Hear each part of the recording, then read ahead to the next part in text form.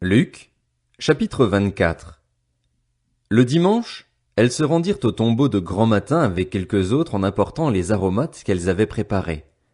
Elles découvrirent que la pierre avait été roulée de devant le tombeau. Elles entrèrent, mais elles ne trouvèrent pas le corps du Seigneur Jésus. Comme elles ne savaient que penser de cela, voici que deux hommes leur apparurent, habillés de vêtements resplendissants. Saisies de frayeur, elles tenaient le visage baissé vers le sol. Les hommes leur dirent: Pourquoi cherchez-vous parmi les morts celui qui est vivant? Il n'est pas ici, mais il est ressuscité.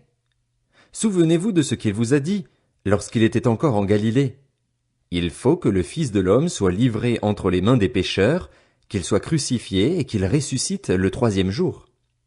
Elles se souvinrent alors des paroles de Jésus. À leur retour du tombeau, elles annoncèrent tout cela aux 11 et à tous les autres. Celles qui racontèrent cela aux apôtres étaient Marie de Magdala, Jeanne, Marie la mère de Jacques et les autres femmes qui étaient avec elles, mais ils prirent leur discours pour des absurdités, ils ne crurent pas ces femmes. Cependant, Pierre se leva et courut au tombeau. Il se baissa et ne vit que les bandelettes qui étaient par terre. Puis il s'en alla chez lui, tout étonné de ce qui était arrivé. Ce même jour, 2 disciples se rendaient à un village appelé Emmaüs, éloigné de Jérusalem d'une 12aine de kilomètres. Ils discutaient ensemble de tout ce qui s'était passé.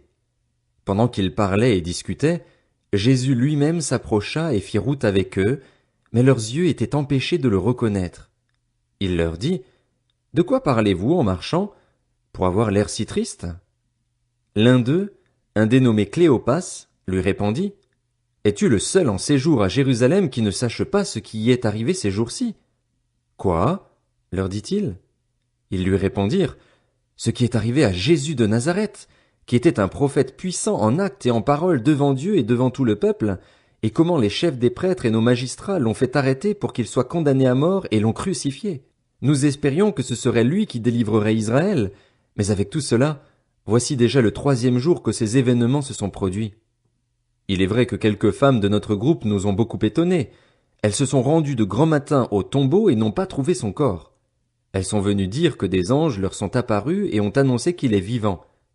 Quelques-uns des nôtres sont allés au tombeau et ils ont trouvé les choses comme les femmes l'avaient dit, mais lui, ils ne l'ont pas vu. Alors Jésus leur dit: Hommes sans intelligence, dont le cœur est lent à croire tout ce qu'ont dit les prophètes, ne fallait-il pas que le Messie souffre ces choses et qu'il entre dans sa gloire? Puis, en commençant par les écrits de Moïse et continuant par ceux de tous les prophètes, il leur expliqua dans toutes les Écritures ce qui le concernait. Lorsqu'ils furent près du village où ils allaient, il parut vouloir aller plus loin, mais ils le retinrent avec insistance en disant: Reste avec nous, car le soir approche, le jour est déjà sur son déclin. Alors il entra pour rester avec eux. Pendant qu'il était à table avec eux, il prit le pain et, après avoir prononcé la prière de bénédiction, il le rompit et le leur donna. Alors leurs yeux s'ouvrirent et ils le reconnurent, mais il disparut de devant eux. Ils se dirent l'un à l'autre: Notre cœur ne brûlait-il pas en nous lorsqu'il nous parlait en chemin et nous expliquait les Écritures? Ils se levèrent à ce moment même et retournèrent à Jérusalem, où ils trouvèrent les 11 et les autres qui étaient rassemblés et qui leur dirent: Le Seigneur est réellement ressuscité et il est apparu à Simon. Alors les 2 disciples racontèrent ce qui leur était arrivé en chemin et comment ils l'avaient reconnu au moment où il rompait le pain. Ils parlaient encore quand Jésus lui-même se présenta au milieu d'eux et leur dit: Que la paix soit avec vous.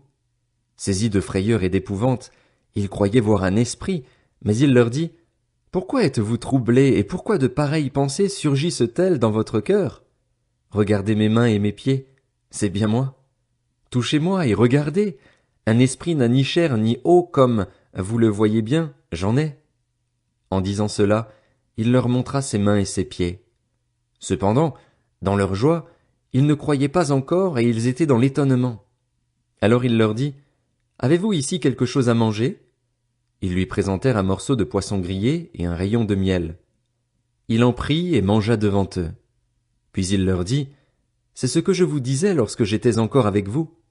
Il fallait que s'accomplisse tout ce qui est écrit à mon sujet dans la loi de Moïse, dans les prophètes et dans les psaumes. Alors il leur ouvrit l'intelligence afin qu'ils comprennent les Écritures, et il leur dit: Ainsi, il était écrit, et il fallait que cela arrive, que le Messie souffrirait et qu'il ressusciterait le troisième jour, et que la repentance et le pardon des péchés seraient prêchés en son nom à toutes les nations, à commencer par Jérusalem. Vous êtes témoins de ces choses. Et voici que j'enverrai sur vous ce que mon Père a promis.